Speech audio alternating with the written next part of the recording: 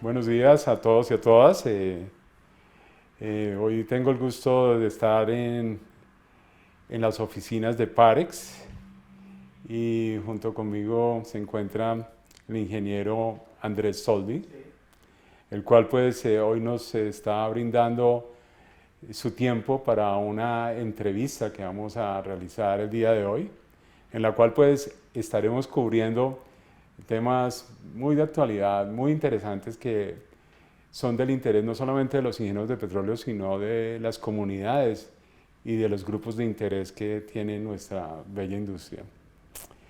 Eh, Bienvenido, Andrés, ¿cómo Gracias, estás? buenos días, muy bien, gracias. Excelente. ¿Cómo vas? ¿Cómo has estado? Muy bien, contento de estar acá y ya hace casi un año en Colombia, así que muy bien, muy feliz de estar acá. Pues me imagino, ¿no? Bienvenido, ¿no? Colombia es un país que siempre le abre las puertas a todos, a todas las personas que quieran hacer las cosas bien y lógicamente estamos seguros que aquí junto con Parex has estado pues con este mundo tan cambiante, te tocó lo del COVID, de esta emergencia sanitaria y pues siento yo que es una oportunidad pues muy grande, ¿no? Han pasado momentos muy duros, pero creo que todas estas son épocas que fortalecen a todas las personas, ¿no? Totalmente, totalmente, así que muy contento de estar acá realmente. Bueno, ¿y qué tal te ha parecido Colombia? Excelente, la verdad, tanto la gente, la comida, los lugares, los profesionales con los que trabajo, todo ha sido excelente. Hemos tenido la posibilidad de viajar en este año por varios lados de Colombia y la verdad ha sido una experiencia excelente. Bueno, bueno, perfecto. Estábamos como rompiendo un poquito el hielo, pero ya pues vamos a entrar pues en curso de la entrevista que vamos a realizar el día de hoy. Bueno, primero que todo quiero aclarar que la siguiente actividad se realiza con base en la normativa, la cual el Consejo Profesional de Ingenieros de Petróleos, al cumplimiento de los requerimientos para conceder a los ingenieros de petróleo la licencia profesional provisional para ejercer legalmente la profesión del ingeniero de petróleo en Colombia. El acceso a este contenido es libre y no tiene ningún costo y se hace pues en términos de la transparencia que requieren en estos días de cualquier actividad que pueda de pronto tener un riesgo tanto ambiental como social. Eh, Creo que el valor de esta actividad, Andrés, es que hagamos todos los comentarios de una manera libre, en realidad que veamos y nos enfoquemos en esos retos que tenemos actuales en esta industria del petróleo.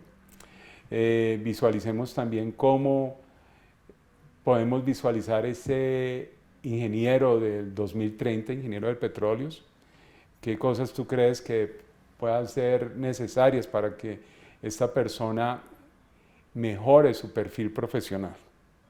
Perfecto. Eh, bueno, para los que no me conocen, soy el ingeniero Alberto Valencia Ormaza, soy ingeniero de petróleos, ya con poco más de 30 años de experiencia.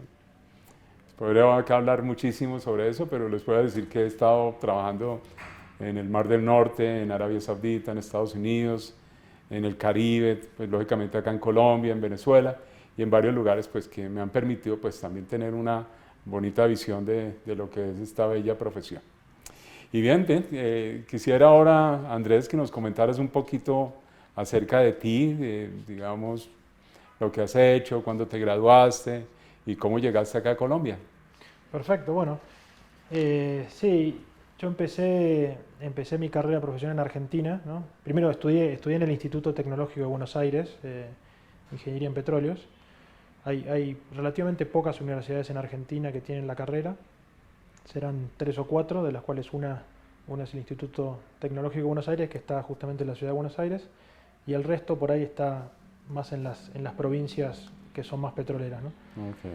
Em, Así que sí, empecé a trabajar durante los estudios con la empresa Chevron y estuve con Chevron por varios años hasta que empecé recién a trabajar con Parex. Y fue una carrera, la verdad, excelente en cuanto a las oportunidades. Recién mencionaba los diferentes lugares donde estuvo. Por suerte, la ingeniería en petróleo es una carrera, quizás de las pocas carreras que permiten esa flexibilidad de geografía, ¿no? Eh, Gracias al trabajo pude estar viviendo en Houston, en Estados Unidos, en Calgary, en Canadá. Volvimos para Houston. Después estuvimos en varios lados en Argentina, en la Patagonia trabajando. Okay. Y mismo trabajando en diferentes proyectos pude recorrer lugares como Angola, Kazajstán, Tailandia, varios lugares de Europa. Así que, bueno, Colombia, Venezuela. Había venido a Colombia incluso por trabajos anteriores, ¿no? Así que esas posibilidades que permite la ingeniería en petróleo me parece que no se comparan con casi ninguna industria. Excelente. No, es eso, ¿no? Creo que una de las cosas que cualquier persona que entra en esta profesión de pensar en que va a estar viajando, que va a tener que montarse en un avión, estar 24 horas hasta 30 horas dentro de aviones para llegar al destino, pero creo que siempre nos reciben muy bien, digamos, las empresas y pues lo que queremos es siempre llevar el buen nombre de la ingeniería de petróleos a cualquier rincón del mundo, ¿no? Pues me Totalmente, alegra completamente. Bueno, totalmente. yo quería hablar un poquito acá de Parex, ¿no? Como sabrán, Parex es una empresa privada creada en el 2009 que se dedica a la exploración, desarrollo y producción de petróleo mediante técnicas convencionales y de manera sostenible y rentable. Su sede corporativa se encuentra en Calgary, Alberta, Canadá, y sus oficinas operativas en Bogotá, aquí en Colombia. Actualmente sus intereses se concentran en 24 bloques, los cuales suman 2.3 millones de acres brutos y están ubicados en Colombia, en los departamentos de Casanare, Arauca y en la cuenca del Valle Medio del Inferior del Magdalena. Como sabrán, Parex cotiza acciones en la bolsa de Toronto como TSX con el símbolo PTX. Desde su creación, Parex se trazó el objetivo de construir una compañía fuerte y saludable que genera valor a sus accionistas y respeta las necesidades de otras partes. Igualmente se comprometió con la protección del medio ambiente, con la salud y la seguridad de sus colaboradores y el beneficio de las comunidades. La organización atiende que es un huésped de los países anfitriones, respeta la normativa vigente, las costumbres y aplica los más altos estándares. Parex ha mostrado un acelerado crecimiento y estabilidad, lo cual se refleja no solo en su incursión de nuevas áreas de operación, sino también en el comportamiento de su producción, que en el 2020 alcanzó un promedio de alrededor 46.000 barriles de petróleo día. Durante el año 2020, como saben que estuvimos en la pandemia, no tuvo cambios significativos en tamaño, estructura ni en su cadena de suministro. A pesar de la inestabilidad de los precios del crudo y los efectos que produjo la pandemia de COVID-19, la compañía logró conservar su planta de personal e incluso fortalecerla, alcanzando un total de 348 empleados directos. Bueno, como ven, en realidad es una compañía que a lo largo de todo el territorio nacional, he visto que ustedes operan en el Magdalena, en el Cesar, en Santander, en Meta, nada más creo que le falta en la parte de Putumayo, por allá en el sur, ¿no? Totalmente, totalmente. Y así como he recorrido gran parte del mundo, ahora estoy recorriendo gran parte de Colombia visitando nuestras operaciones. Pues la verdad que sí, tenemos un despliegue por todo el país, así que Sí. es muy positivo eso. No, increíble, creo que eso es también una de las cosas bonitas que tiene nuestra profesión, que nos saca, digamos, de acá de las oficinas y nos lleva a ver lo que es realmente Totalmente. el país, ¿no? Eso es algo muy lindo, ¿no? Sí, sí, totalmente. Bueno, y digamos, ¿cuál ha sido la operación que más te ha gustado acá en Colombia? ¿Cuál te parece que ha sido como la operación que más retos les ha causado?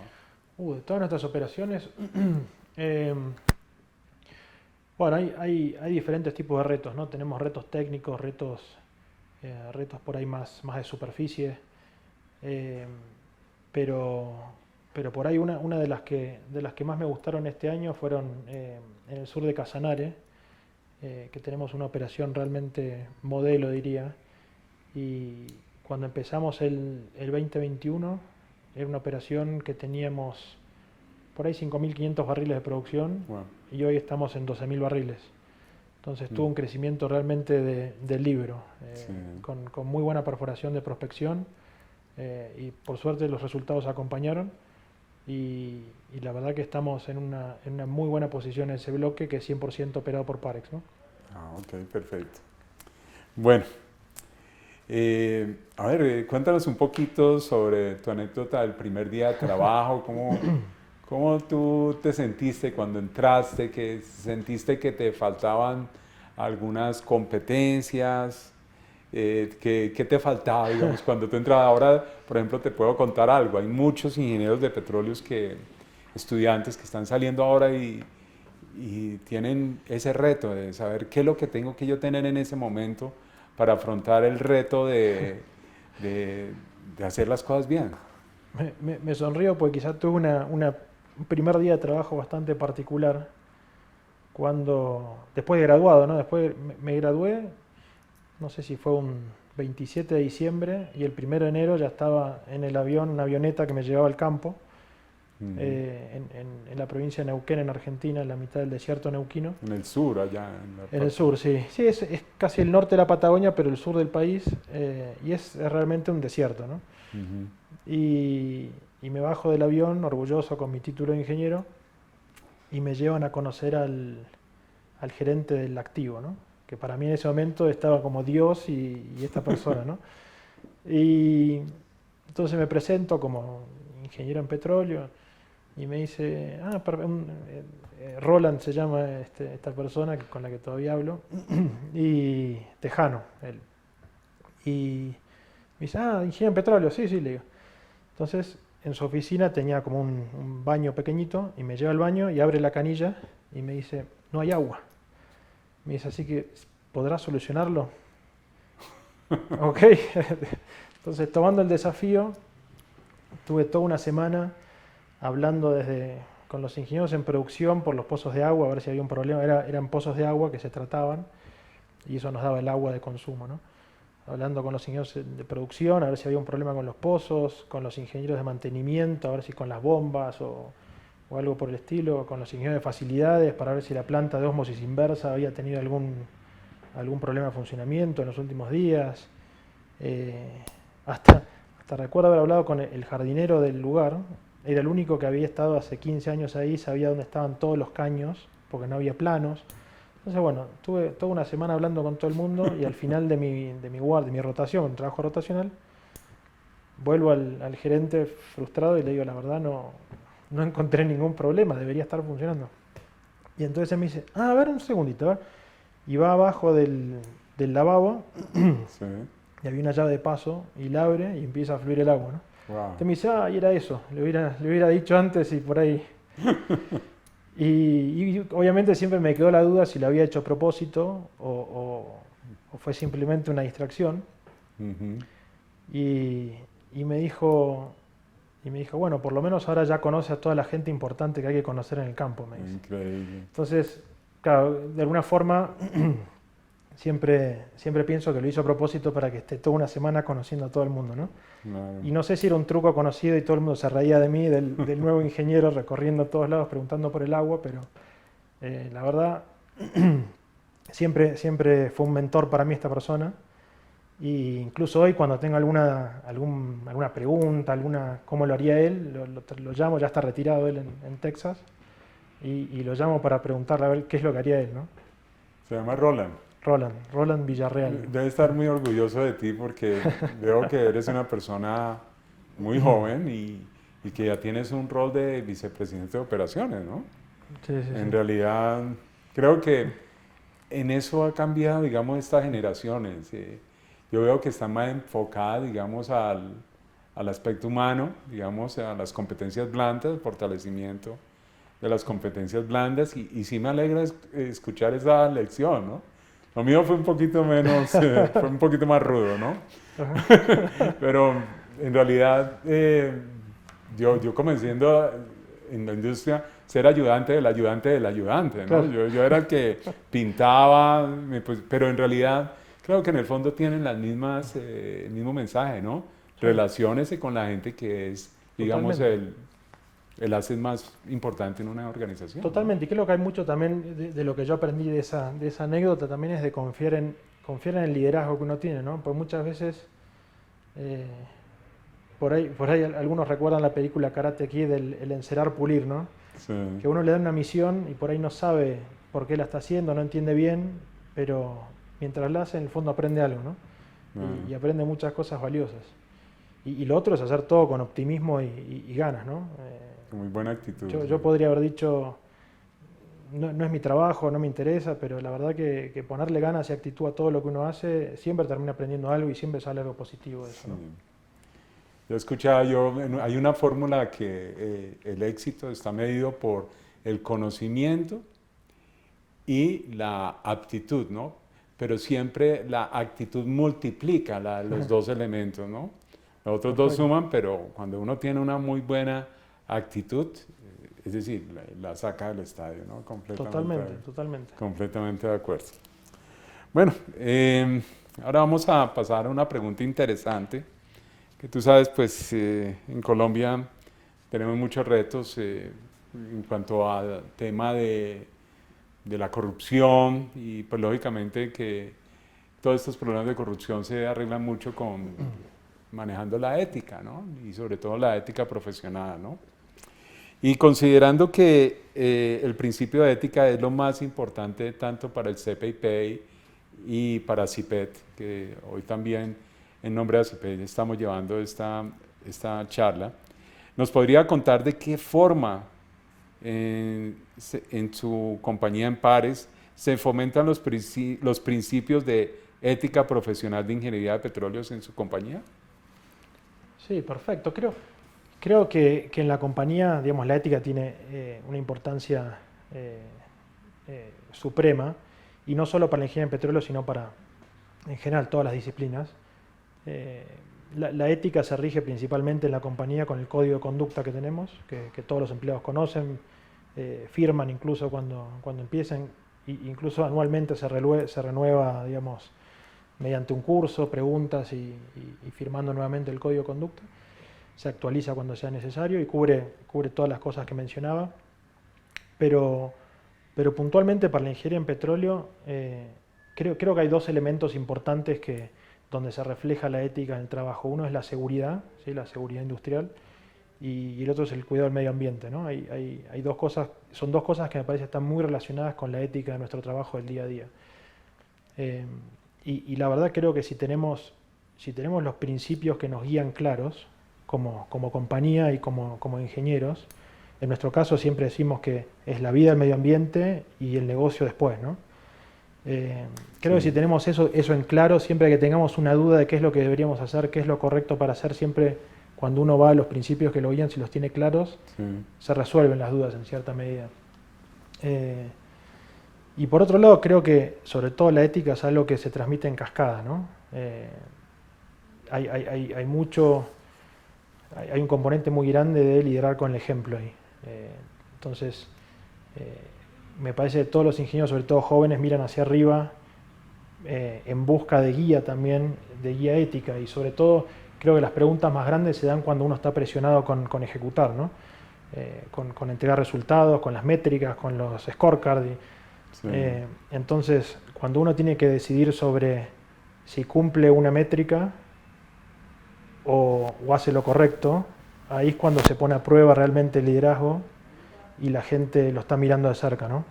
Sí, correcto. Y yo creo que es muy claro, si uno tiene los principios claros, cuando uno tiene que tomar esa decisión, en el año pasado he dicho varias veces, recuerdo, he dicho, la verdad, no importa la métrica, hagamos las cosas correctas, hagamos esto, hagamos lo otro. Creo que con la seguridad no tenemos como ingeniero mucho lugar para para jugar con eso, ¿no? Hay sobrados casos de ejemplo. Se me ocurre, que me viene a la cabeza primero siempre es el Golfo de México, el caso que, sin nombrarlo, de Macondo, sí. sí, digamos, está muy atado con la ingeniería en petróleo y eso, y muchos de los errores que se cometieron fueron por estar apurados, por querer cumplir con métricas, y se cometieron errores de ingeniería en petróleo, ¿no? Sí, correcto. Y ahí ya vemos el impacto que puede tener, como, digamos, perder 11 vidas, el impacto ambiental, ¿no? Entonces creo que cuando uno tiene los lineamientos claros, se pueden tomar esas decisiones con confianza. Y de nuevo, ¿no? El liderazgo con el ejemplo creo que es algo que incluso un ingeniero recién recibido tiene que tener claro, porque hay mucha otra gente que lo está mirando cómo se comporta para saber uno mismo cómo debería comportarse, ¿no? Sí. Sí, ese es un caso ejemplar, ¿no? Está este desastre en el Golfo, ahora creo que ahí tenemos también algo parecido en Perú, ¿no? Donde se ha presentado otro desafortunado evento. Pero yo creo pensar, digamos, de que las compañías, en todas las compañías que yo he trabajado, siempre ese tema de la responsabilidad, tanto ambiental como sociales, juega un papel supremamente importante, y eso llega a ser uno de los grandes retos que tiene que estar sometido el ingeniero de petróleo, ¿no? Totalmente. Y bien, creo que uno de los retos también ahora grandes que tiene, digamos, el país es la alta tasa de desempleo que tienen los ingenieros de petróleo, ¿no? Como un dato, digamos, importante y crítico es que estamos hablando casi para los ingenieros que están saliendo, por ejemplo, el año pasado, casi el 60-65% de estos ingenieros están desempleados, ¿no? Y eso pues es una cosa muy crítica, ¿no? Yo creo que hay que, como quien dice ahora, de eso se trata esta conversación, de hacerles llegar un mensaje a estas personas para ver cómo se equipan en sus conocimientos, en su portafolio de las cosas que puedan hacer para que puedan tener alguna puerta, una ventana, una puerta más grande para que se puedan emplear, ¿no? Y en línea de esos, ¿cuáles crees que sean los retos principales que ahora tiene la industria petróleo mundial? Y una segunda pregunta, ¿y cuáles tú crees que sean los retos aquí en Colombia? Bueno, ahora recientemente creo que con el precio del barril como está a 90, un poco más del Brent, muchos de los retos que por ahí teníamos el año pasado ahora son distintos, ¿no? Ahora por ahí la presión está más en ejecutar, y está todo el mundo queriendo ejecutar al mismo tiempo, sumado a que hubo un gran problema de supply chain mundial. Entonces esto le está poniendo más estrés al sistema de supply chain, ¿no? Entonces conseguir todos los elementos de casing, digamos, todo tipo de tuberías, materiales metálicos, compresores, todo está un poco más exigido, ¿no? Pero bueno, el contexto es bueno en general. Pero un desafío grande que veo también es el reputacional, ¿no? Nuestra industria globalmente, lamentablemente, en los últimos años ha adquirido una reputación no de las mejores. Sí. Todo el foco de las emisiones de carbono se ha puesto sobre la industria. Quizá un poco injustamente se deja de lado otras industrias que por ahí consumen el carbono, que es por ejemplo la de la forestación. Sería bueno también compartir un poco el foco. Claro. Pero bueno, obviamente es cierto que hay mucho por hacer. Obviamente todo el mundo quiere vivir en un mundo sustentable, y obviamente tener fuentes de energía que son renovables al precio adecuado es apetecible, ¿no? Claro. Pero bueno, lo que por ahí a mí me parece es que la discusión es un poco injusta con países en vías de desarrollo, por ejemplo. Muchos de los países, digamos, las emisiones de carbono, 3 países se llevan más del 50% de las emisiones, ¿no? Sí. Sí, correcto. Y un país como Colombia, que tiene el 0,2 a Sí. 0,4%, depende de la fuente, Ujú. se le ponen los mismos requerimientos o el mismo peso de Responsabilidades. la misma responsabilidad y el mismo peso por mejorar que al resto, ¿no? Eh, en un país que lamentablemente tenemos gente a la que todavía no tiene acceso a la energía, ¿no? Claro. Que cocina con leña, que con todos los perjuicios que eso tiene. Eh, la energía, los hidrocarburos han sacado de la pobreza a más gente que cualquier otra cosa en la historia de la humanidad, ¿no? Y eso por ahí la sociedad tiende a olvidarse. De vuelta, hay mucho por hacer y por suerte la industria misma y los ingenieros en petróleo dentro de ella tienen un rol importantísimo en la transición energética, Claro. sobre todo con el gas como un combustible de transición excelente.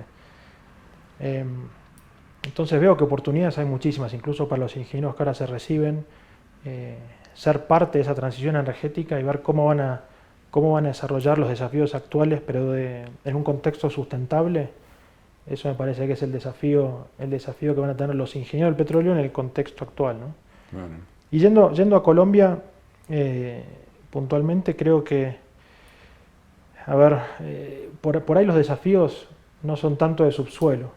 Eh, el subsuelo colombiano tiene unas riquezas que se comparan con pocas en Latinoamérica o en el mundo, ¿no? Hay mucho potencial.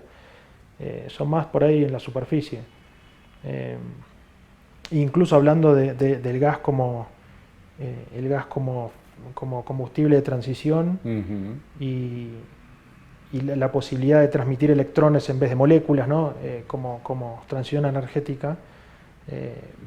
Lo que veo por ahí que las demoras en gestiones y aprobaciones de permisos ambientales para cosas críticas justamente para este objetivo, como los por ahí gasoductos o líneas eléctricas, en las que en algunos casos se lleva hasta 2 años de análisis para aprobar, no es conducente a los objetivos de la transición energética, ¿no? Entonces me parece que ahí hay mucho trabajo por hacer.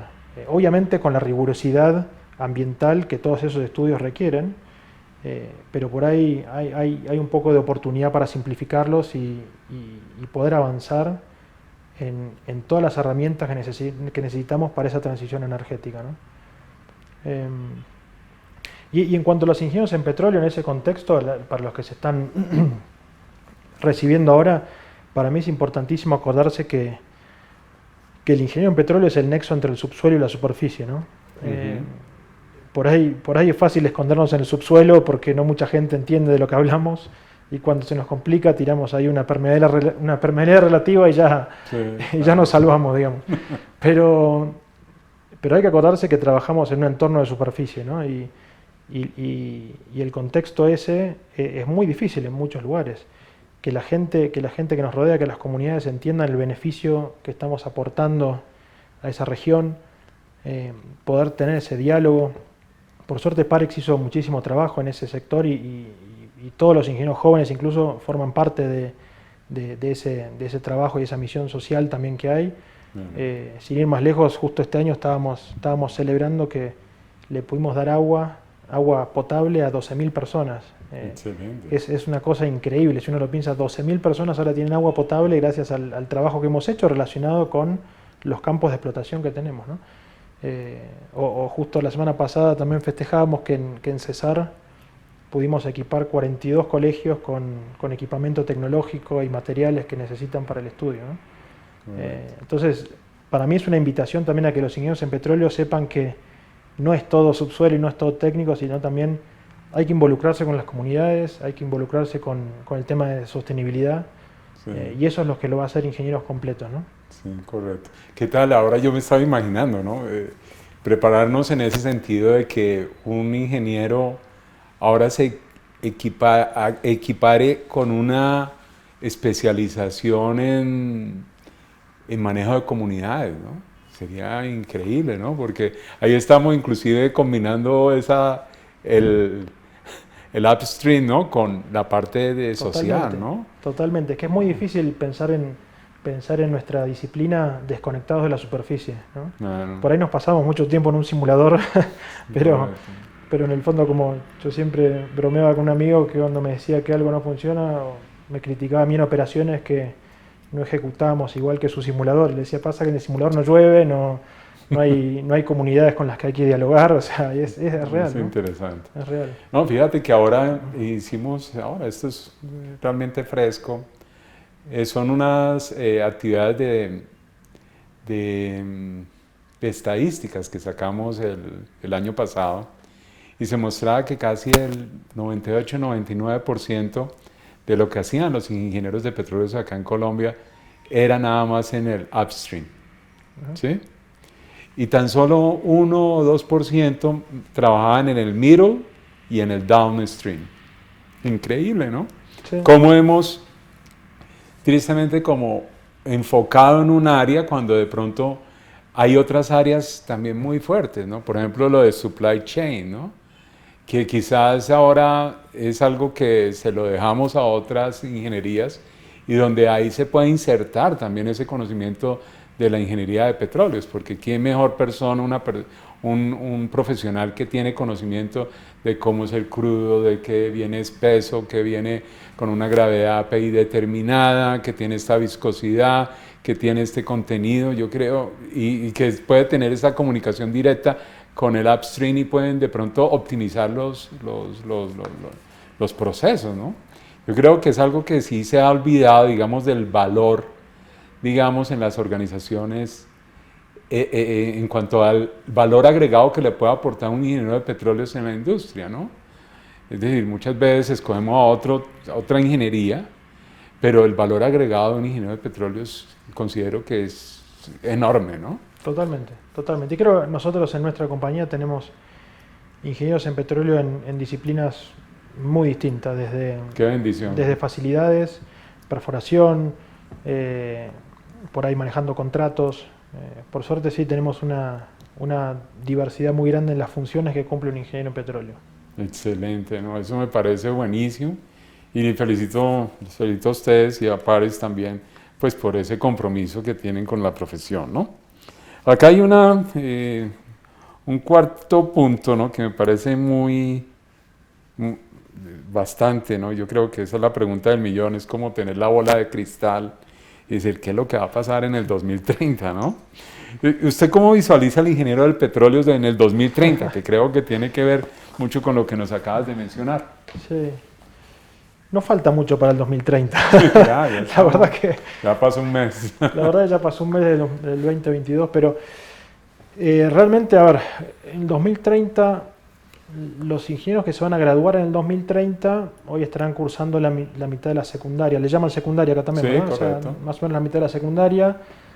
Y los que hoy están recién graduados, 2030, 8 años, van a estar en algunas posiciones de relevancia, como ingeniero senior o en posiciones de liderazgo.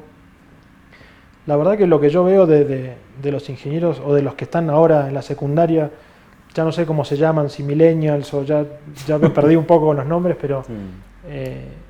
Veo que tiene un manejo de la tecnología que es impresionante, ¿no? Y la capacidad de procesamiento de datos que tienen, creo que está a otro nivel. Entonces, creo que de la mano de ellos va a venir una sofisticación de la ingeniería en petróleo que hoy no tenemos, ¿no? O que por ahí ahora recién está empezando, pero por ellos va a ser natural. Todo el tema de la inteligencia artificial, la realidad aumentada, son cosas que me parece que ellos van a descifrar cómo utilizarla y los beneficios que vamos a tener creo que no nos imaginamos todavía. Sí. He visto como startups de ingenieros en petróleo presentando como unos anteojos de realidad aumentada con los que uno puede cargarles los PNID de una facilidad y uno está en el desierto viendo el campo pelado y cuando uno se pone los anteojos ve la facilidad y puede ver cómo está parada sobre el lugar y puede ver si hay alguna interferencia, puede ver si ¿no? con la realidad virtual la verdad son cambios impresionantes que creo que nos cuesta imaginarnos hoy en día los beneficios que va a tener, pero realmente creo que los jóvenes que vienen ahora son tan armados distintos. Y también con el tema de sostenibilidad, ¿no? por ahí para nosotros es un tema aprendido, pero para ellos es innato. Yo veo, no sé, sobrinos por ahí míos que tienen esa edad, o incluso mis hijos que tienen 8 años en promedio, ya vienen con el chip de la sostenibilidad incluido, ¿no? Sí. Entonces, me parece que ellos que son los que van a liderar la transformación de la ingeniería en petróleo de forma sostenible, me parece que van a ser clave en la industria, ¿no? Claro. No, indudablemente el petróleo es algo que, digamos, el común de las personas no entiende de que tenemos el petróleo en muchas cosas, ¿no? En una llanta, en una botella, en el mismo celular que utilizamos el día a día, y se olvidan de la importancia y del peso que tiene, digamos, la industria en todo, ¿no? En los fertilizantes, en todas las cosas que hacemos, ¿no? Y en realidad esa transición no decimos que sea algo que se cambie de la noche a la mañana, sino que tiene que ser algo transitorio, ¿no? Realmente creo que desprendernos y cerrar la puerta a esa posibilidad, pues no creo que llegue el momento, ¿no? Totalmente. Incluso, por ejemplo, Europa, que son los campeones de la energía verde, hoy en día tienen un 65% de la energía de ellos viene de gas y petróleo, ¿no? Sin contar por ahí 15% que viene de carbón. Entonces, o sea, hay mucho trabajo por hacer y va a llevar mucho tiempo. Entonces, por ahí es una invitación y un, de alguna forma, reconocimiento para los ingenieros en petróleos que ahora están empezando, que no se preocupen que va a haber petróleo por mucho tiempo y realmente los necesitamos, ¿no? Claro. Sí, todavía creo que faltará muchos años para que, digamos, esa industria que tanto nos ha dado, pues tenga todavía un espacio para todas las cosas que hacemos el día a día, ¿no? Totalmente. Bueno, ahora ya cambiamos un poquitico de tema, ¿no? Andrés, ¿cuáles son las principales funciones que desempeña usted acá en la empresa y por qué crees que son tan importantes para la organización? Funciones en la empresa. A veces no estoy seguro.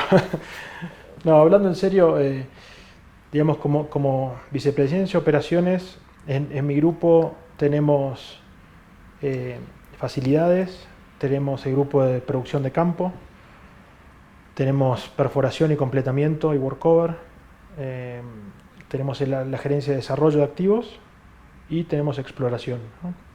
Básicamente son todas las áreas técnicas por ahí de ingeniería y petróleo y geología, ¿no? Más o menos reportan a la vicepresidencia de operaciones. Y lo que queda por fuera son las áreas de soporte como finanzas, recursos humanos, IT y otras como marketing, por ahí seguridad, ¿no? En cuanto a mis funciones, creo que la principal es justamente gestionar por ahí las interfaces entre todos estos equipos, ¿no? Okay. Que cada uno sepa cuál es la misión, cuáles son los objetivos que ejecute, pero sobre todo las interfaces entre todos estos equipos me parece que es lo más importante, que todo fluya. Y tanto dentro de los equipos de mi grupo, como también manejar los bordes de mi grupo con las otras áreas, ¿no? Sobre todo, por ejemplo, el área de marketing, que son los que monetizan realmente todo lo que nosotros producimos. Sin el área de marketing podemos producir mucho, pero no vamos a hacer nada con ese petróleo y ese gas. Entonces es una comunicación constante a lo largo de toda la organización, ¿no? La verdad que, digamos, gran parte de mi día se pasa hablando con gente, o sea, todo el tiempo comunicándose con otros grupos. Increíble. Por eso antes por ahí me preguntaba qué cualidades tiene que tener alguno de los ingenieros del 2030. Bueno, la comunicación no va a pasar de moda nunca, ¿no? Realmente uno se está comunicando de alguna forma todo el día. Y después, bueno, creo que gran parte de mi día se va también en temas de recursos humanos por ahí, que sobre todo la gestión de talentos, ¿no? Asegurarse que cada persona esté en un lugar donde puede dar lo máximo de cada uno, donde la persona se sienta que está dando lo máximo y donde la empresa pueda aprovechar el valor de esa persona al máximo, ¿no? Que realmente es un arte muy difícil, pues hay que estar todo el tiempo viendo qué es lo que quiere la persona, qué es lo que necesita la empresa, y tratando de conseguir ese balance, ¿no? Seguridad se lleva también otra gran parte de mi día, tanto analizando la seguridad de las operaciones que tenemos, como investigando algún incidente eventual, asegurándose de que no vuelva a suceder. Claro. Así que, y después lo que hablamos antes, ¿no? El tema social y de entorno Sí. también ocupa otra gran parte, porque claramente si no viabilizamos nuestros proyectos en superficie, con las comunidades, con el entorno, con los ministerios, con la ANH, no tenemos nada. Entonces, Claro. gran parte de mi vida se va en siguiendo los temas sociales y de entorno. Sí, ¿qué tal, no? Es increíble. Ahora en este nivel, de pronto, así con lo que te he escuchado, digamos, las competencias blandas se han disparado, digamos, lo que es de gerenciamiento, manejo interpersonal, comunicación, y ya la parte técnica ha descendido, ya como que se la dejas ya tú a los grupos, grupos más especializados, ¿no? Sí, creo que sí. Igualmente, obviamente está la importancia de todo el tiempo, por un lado, estar al día en lo último, ¿no? O sea, Claro. uno tampoco se puede desconectar de la ingeniería porque es lo que hacemos todo el día, es el alma de lo que hacemos. Sí. Entonces, sí hay que estar todo el tiempo leyendo, viendo qué tecnologías hay ahí afuera para aplicar. Algo que me ayuda mucho es estar en contacto con los proveedores de servicios, porque ellos son los que, digamos, por traernos cosas que podemos utilizar, yo realmente veo desfilar delante mío una cantidad de tecnologías nuevas que es impresionante y poder usarlos a ellos como recurso de, bueno, explíqueme para qué sirve esto y tratar de entenderlo. Obviamente la ingeniería en petróleo sigue siempre ahí, ¿no? Claro, interesante, ¿no? Yo he estado trabajando en compañías de servicio también y sí veo que a veces uno como tocando la puerta, uno cree que está quitándole tiempo a alguien de la operadora, ¿no? Pero se me hace un buen punto ese, ¿no? Que tengamos en cuenta de que esa es la puerta, digamos, que las compañías operadoras tienen que mantener abierta para que se actualice, ¿no? Y de una forma de pronto hasta más rápida, ¿no?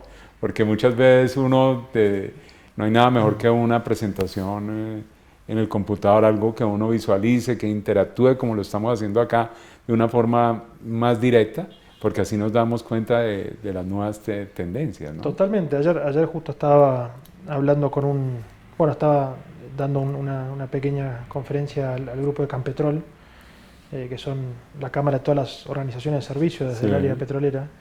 Y sí, realmente ahí estaban todos los que nos ayudan a ser exitosos todos los días, ¿no?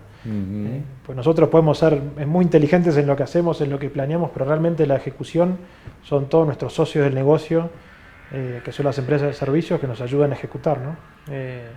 Desde, no sé, diseñar un casing y hablar con la empresa que provee el casing y comparar simulaciones, comparar resultados, las empresas que proveen químicos.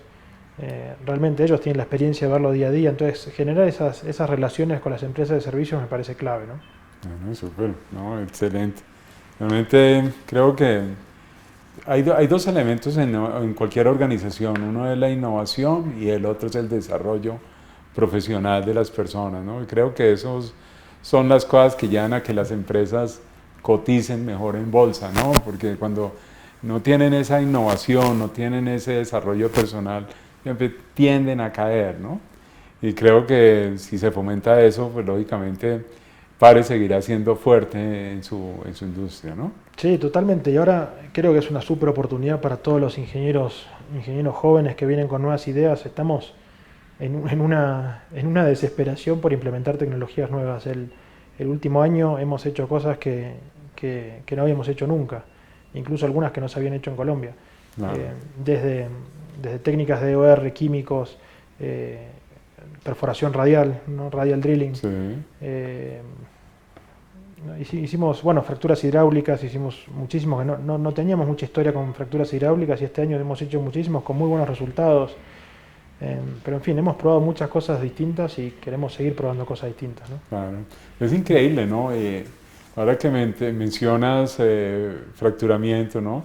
Es una tecnología que inclusive acá en Colombia llevamos años, ¿no? Yo, de los primeros trabajos que realicé Y parece ser como si esto fuera algo nuevo, pero es algo que antes se hacía, ¿no? Y lógicamente hay historia, ¿no? Y que cierta forma, digamos, el ingeniero de petróleo es muy consciente, digamos, de todos los esfuerzos mecánicos que tiene, digamos, el subsuelo y que sabemos, y ahora que hay una tecnología que se llama microsísmica, que podemos ver cómo se expande una fractura y que sabemos qué tanto crece, tanto para arriba como para abajo, o lo que sea, o lateralmente, que eso nos da una tranquilidad, ¿no? No es como cierta forma la gente piensa de que estamos, como quien dice, rompiendo una cerámica allá abajo y no sabemos para dónde va, ¿no? Todo esto lo que hacemos, tengo entendido y tienes muy buena experiencia, ¿no? Que tiene control, ¿no?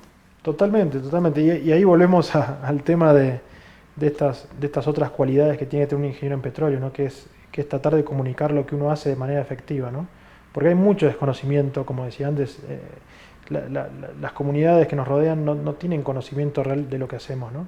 Claro. Entonces, ayudar a esa comunicación es muy importante. Digamos, todas las empresas tienen grupos de comunicaciones o alguien que arma las comunicaciones, pero me parece que el ingeniero en petróleo se tiene que involucrar de lleno en esas comunicaciones, porque es el que tiene el conocimiento. Claro. Y tiene que aprender cómo comunicar esas cualidades de lo que hacemos de manera efectiva, ¿no? Claro. Ya quisiéramos que hubiera por ahí un periodista o alguien que trabaja en los medios que fuera ingeniero de petróleo, ¿no? Entonces nos estaría ayudando de pronto cantidades porque, es decir, yo creo que el conocimiento te hace fuerte y te da tranquilidad, ¿no? Todo lo que a veces, cuando no tenemos conocimiento de algo, pues lógicamente hay como esa incertidumbre que nos puede afectar tanto, ¿no? Pero sí, ahí, digámoslo así, hay un desconocimiento enorme que nos ha traído pues los problemas que vemos hoy en día, ¿no? De la falta de información, bueno, de muchas cosas que nos han causado esa mala propaganda, ¿no? ¿Sí? Pero bien, ¿no? Me parece, compartimos ese pensamiento que hay que fortalecer la comunicación en cierta forma, ¿no? Totalmente. Bueno, acá tenemos otra preguntita. Estábamos hablando hace un ratico de competencias, ¿no? Y te voy a colocar un poquito la vara un poquito alta. ¿Cuáles crees que sean, digamos, en orden, ¿no? Si lo puedes en orden sería fantástico. 5 competencias que son muy importantes para los roles administrativos, ¿no? De supervisión, que esa es la labor que tú estás haciendo ahora actualmente, ¿no? Y liderazgo en tu compañía. 5. En orden, a ver, 5. Ahora, ya hablamos bastante de la comunicación y si salió tanto es porque debe ser importante, ¿no? No, realmente creo que aprender a comunicarse de manera efectiva ayuda, digamos, no solo para roles de liderazgo, sino el que quiere desarrollarse en su carrera técnica hasta el máximo y ser un especialista técnico, si no sabe comunicarse, va a ser muy complicado, ¿no? Por ahí uno de los roles que más me ayudó en la comunicación fue en Houston. Yo estaba en el grupo de tecnología, rodeado de ingenieros en petróleo, pero ya científicos del petróleo, digamos, todos PhD de las mejores universidades. Sí. Y me encontré en un momento que, como yo venía más del lado de campo, mi función era casi que traducir lo que ellos desarrollaban o sus formas de resolver problemas, traducirlo de manera que todo el resto de nosotros pudiera entenderlo, ¿no? Y eso me hizo ver que muchas veces hay excelentes profesionales, excelentes técnicos, pero si no pueden comunicar sus ideas de forma clara, es también peligroso, ¿no? Porque no toman tracción y no terminamos aplicándolas. Así que bueno, eso sí, la comunicación me parece que es clave para cualquiera, en particular si uno está en un rol de liderazgo. Después diría por ahí la empatía. Está medio trillado el tema de la empatía, pero realmente ponerse en el lugar del otro me parece que lo que hace es que seamos efectivos al momento de influenciar al otro, ¿no?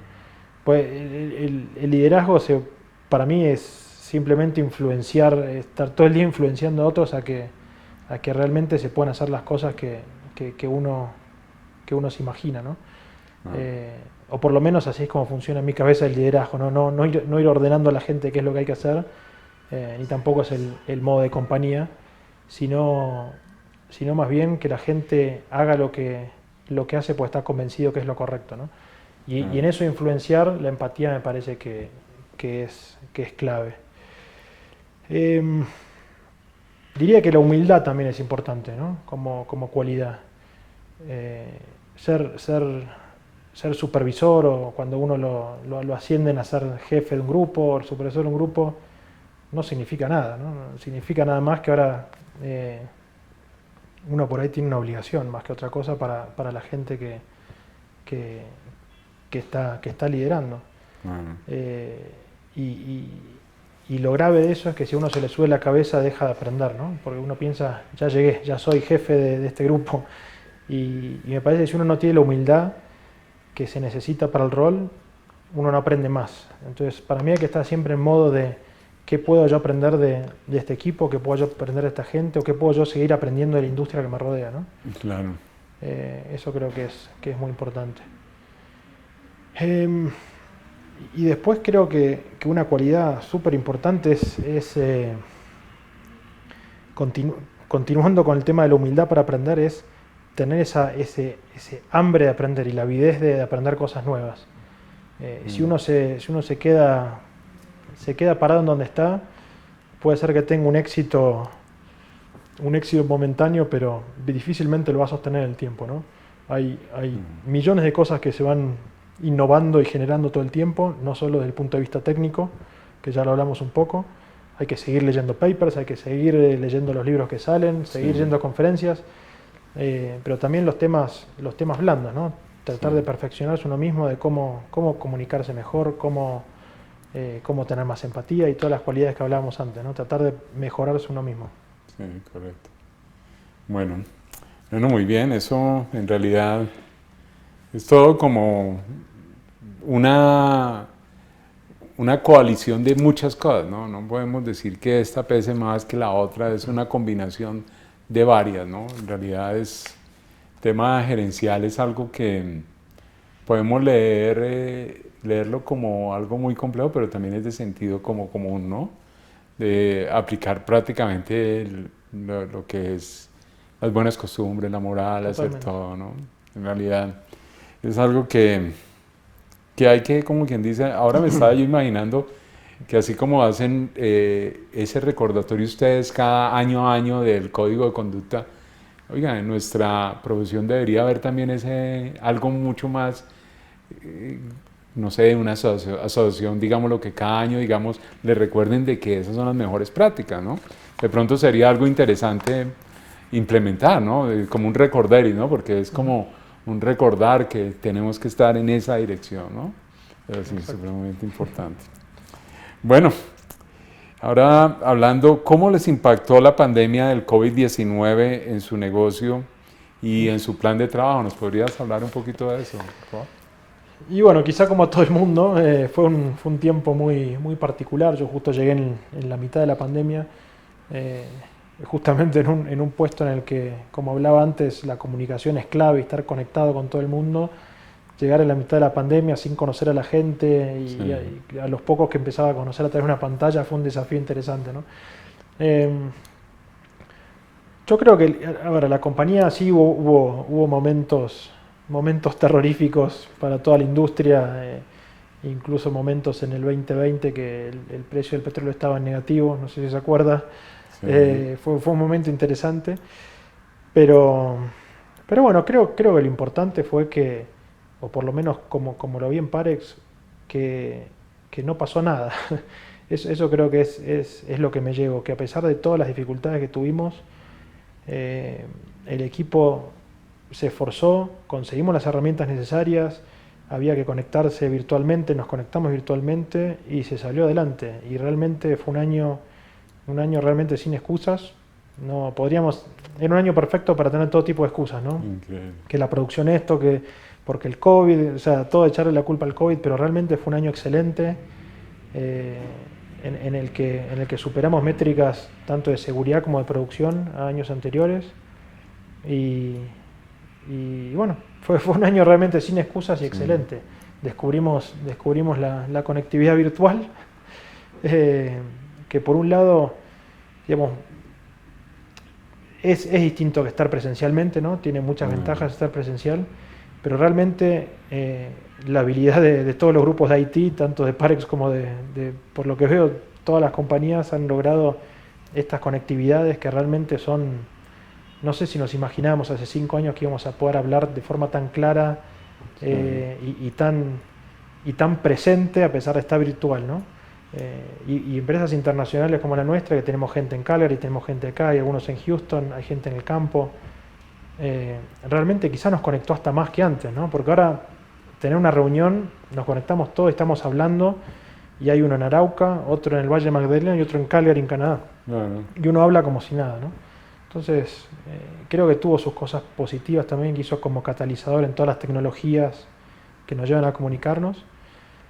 Y bueno, y el impacto que realmente tuvo fue también, nosotros se lo agradecemos muchísimo a la gente que está en el campo, ¿no? Porque nosotros en la oficina estamos perdidos en la discusión de que si trabajo virtual, presencial, si 2 días, si un día, pero realmente nosotros tenemos mucha gente que está en el campo trabajando, que siguió trabajando en el campo y con más complicaciones incluso, porque el PCR para entrar, para salir, que por ahí hacer turnos más largos para evitar contactos, y realmente durante toda la pandemia estuvieron ahí trabajando, y las familias en la casa por ahí preocupadas con la pandemia, y realmente sacaron a la empresa adelante en un tiempo bastante difícil socialmente, ¿no?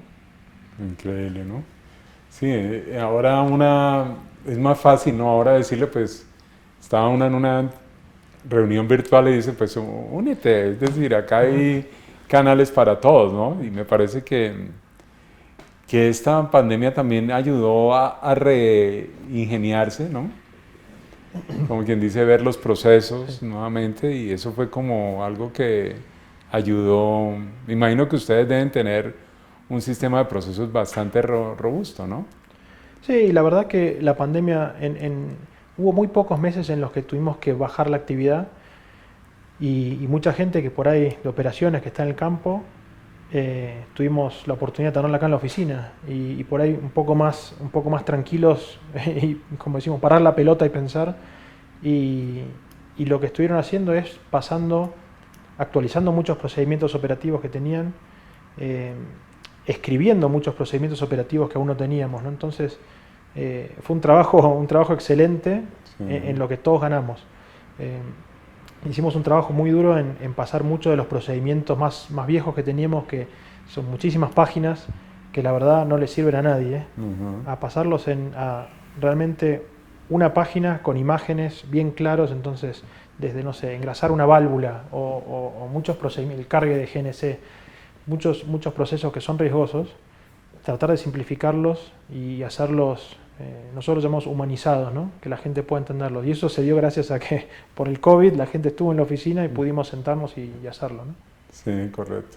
Sí, estos procesos en realidad son, yo siempre digo, estos los hacen las personas, y realmente ahí es donde está el valor agregado, de que se vayan actualizando, y ahora con esta pandemia estoy seguro de que ayudó mucho, y de veras felicito a Pares por mantener el grupo, ¿no? Que también esto fue como una emergencia que nos tomó, digamos, mal parados, y realmente creo que, y eso es lo que he visto, ¿no? En la mayoría de organizaciones fue bien manejado, lógicamente dentro de sus límites, pero pues es bien agradable que también primó mucho que esta empresa mantuviera su gente y todo, ¿no? Totalmente. Entonces eso me alegra mucho, ¿no? Bueno, acá tengo otra preguntita. Bueno, esto ya lo hablábamos, pero así para que nos recuerdes, ¿cuáles son las actitudes que un líder de una empresa de oil and gas debería tener hoy?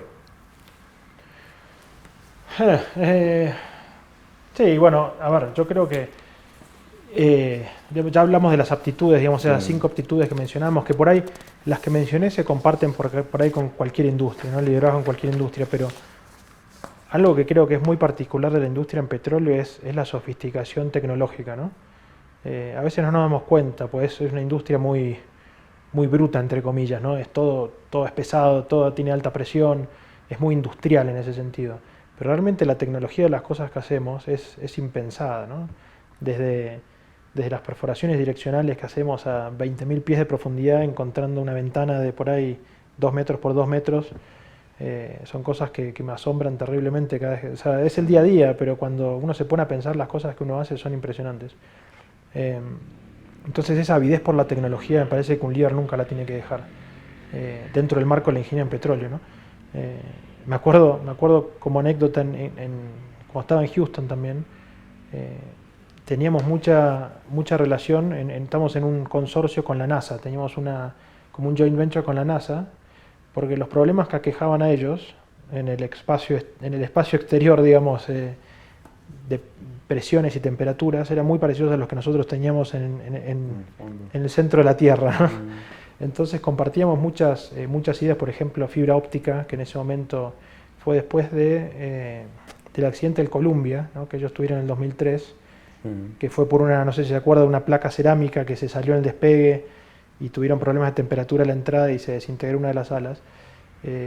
Estábamos en una búsqueda conjunta de nuevas tecnologías, en especial la fibra óptica, cómo la usaban ellos. Estaban tratando de dotar todos sus transbordadores en las alas con fibras ópticas para el DTS, ¿no? El Distributed Temperature Sensing, ¿no? Tratar de ver en todo momento, en todo lugar de las alas, qué temperatura hay, ¿no? Y es lo mismo que estábamos haciendo nosotros en los pozos nuestros, tratando de dotarlos con fibra óptica para saber la temperatura en vivo, en todo momento, en todos los lugares del pozo, ¿no? Eso y después la tecnología acústica de las fibras ópticas, ¿no? Para tratar de hacer un PLT continuo, ¿no? Entonces compartimos muchísimas cosas con ellos y la verdad ahí uno se da cuenta, wow, uno está compartiendo las mismas tecnologías que la NASA está aplicando, que uno considera a la NASA como lo último, y realmente nosotros estábamos haciendo lo mismo, ¿no? Así que esa avidez por la tecnología, creo que un líder en la ingeniería en petróleo o en la empresa petrolera lo tiene, es obligatorio. Sí, sin duda alguna, ¿no? Presión y temperatura es algo que yo creo que son dos conceptos que lo debemos tener en el ADN, pero totalmente muy metido, ¿no? Realmente nadie se puede imaginar que nosotros a veces cementamos un pozo, por decir algo, a una temperatura por encima del punto de ebullición del agua, ¿no? Es algo que uno se sorprende que con el cemento, que uno sabe que si se calienta se fragua muy rápido, ¿no?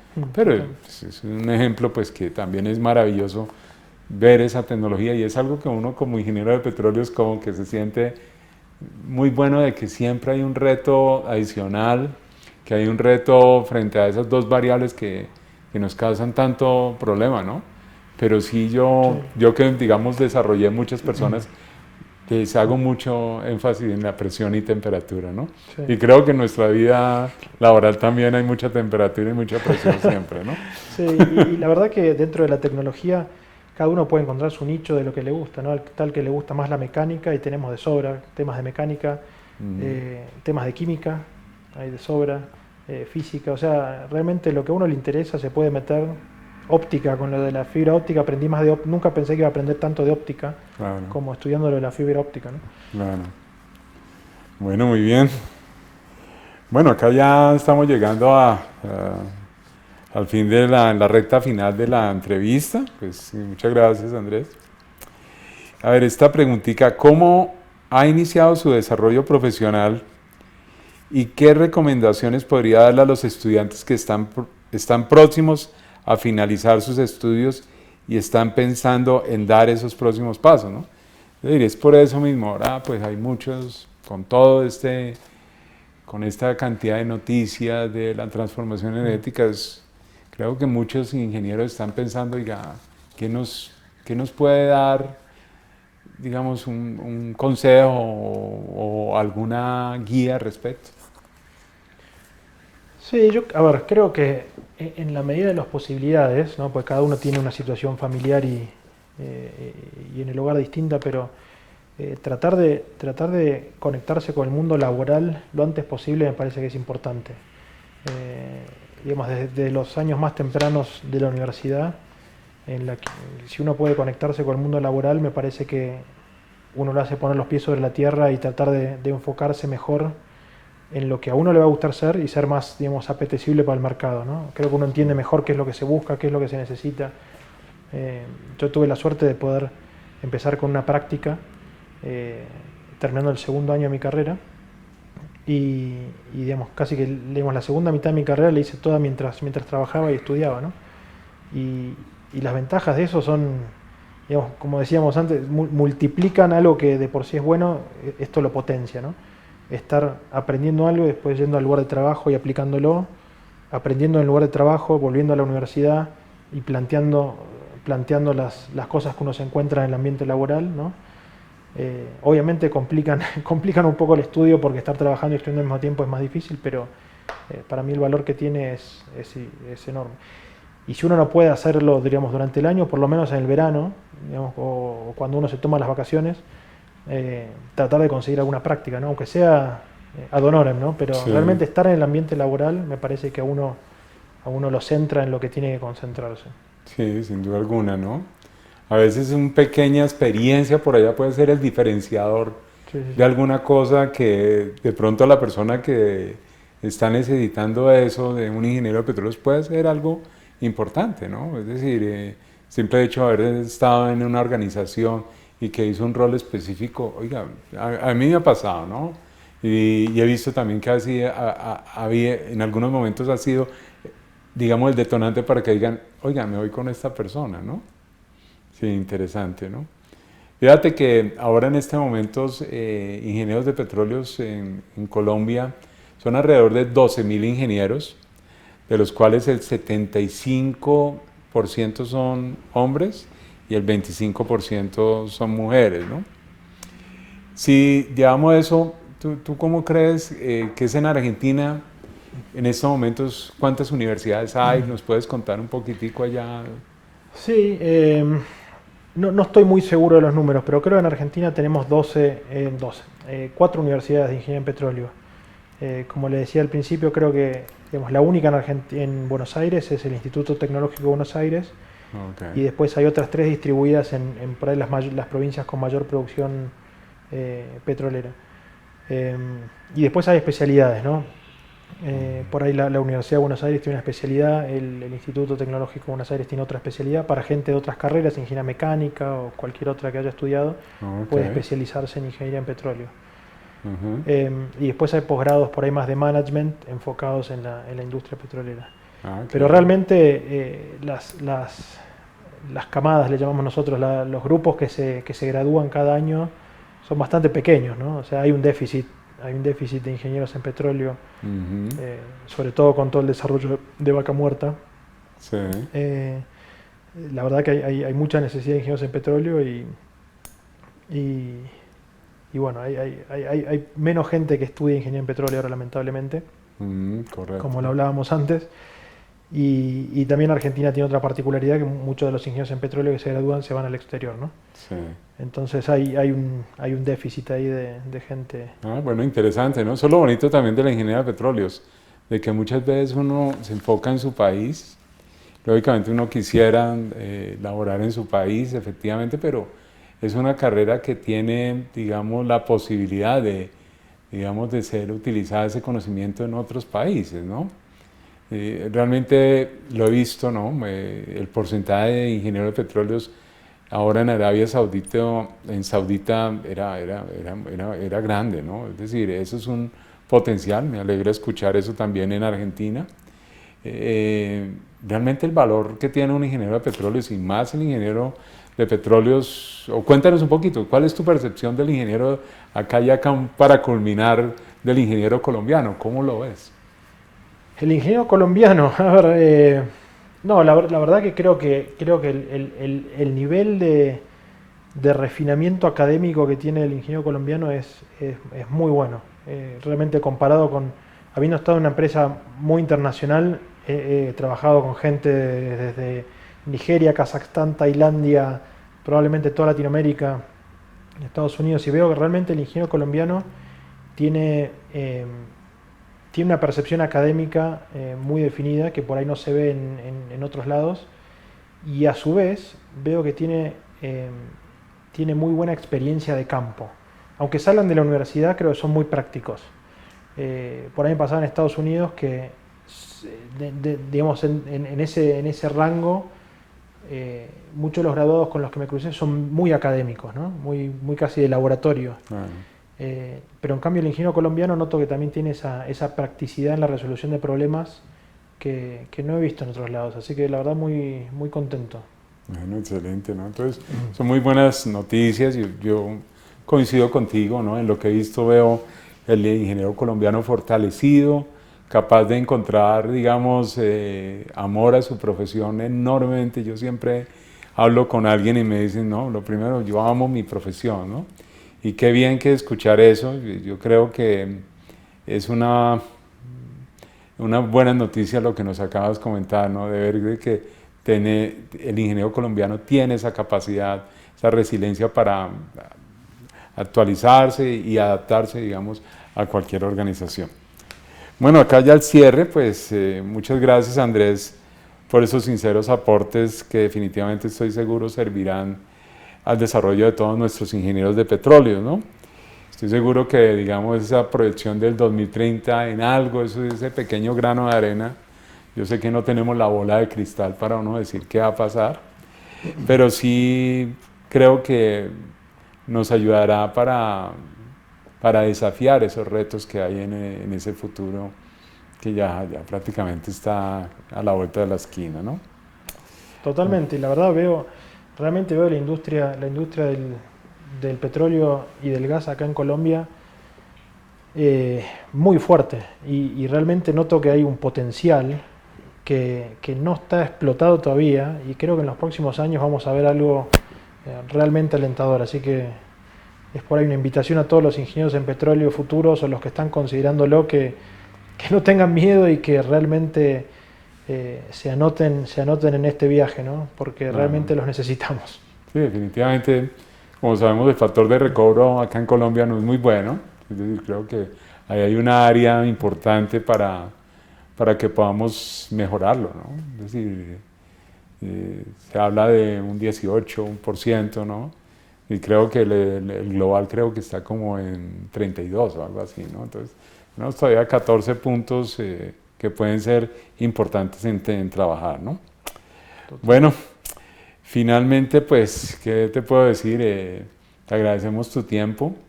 A ustedes. Han sido excelentes tus aportes en lograr estos espacios para que nos entregues tú, digamos, la percepción de una persona que vemos que efectivamente ha sido exitosa, que ha seguido los consejos de Roland, sí, y realmente esas cosas yo creo que yo también las viví hace mucho tiempo y me alegra saber de que primordialmente uno debe trabajar, digamos, pensando en esa intercomunicación que necesitamos con nuestros compañeros, con nuestros colegas, con todas las personas que están laborando. Finalmente también quiero agradecer a todo el grupo técnico que hoy nos dio esta oportunidad de intercambiar, a todo tu equipo de pares que se ha comportado de una forma excelente. Muchas gracias a todos. Y no olviden que esta información va a estar publicada para consulta de todas las personas que estén interesadas en nuestro canal de YouTube. Ahí pueden encontrar esto en cualquier momento, esto no tiene ningún costo, son servicios que pues lo que queremos es darle un mayor fomento al conocimiento de la industria del petróleo. Muchas gracias. Y acá estamos a disposición del Consejo Profesional para lo que necesiten, siempre dispuestos. Bueno, muchas gracias, Andrés.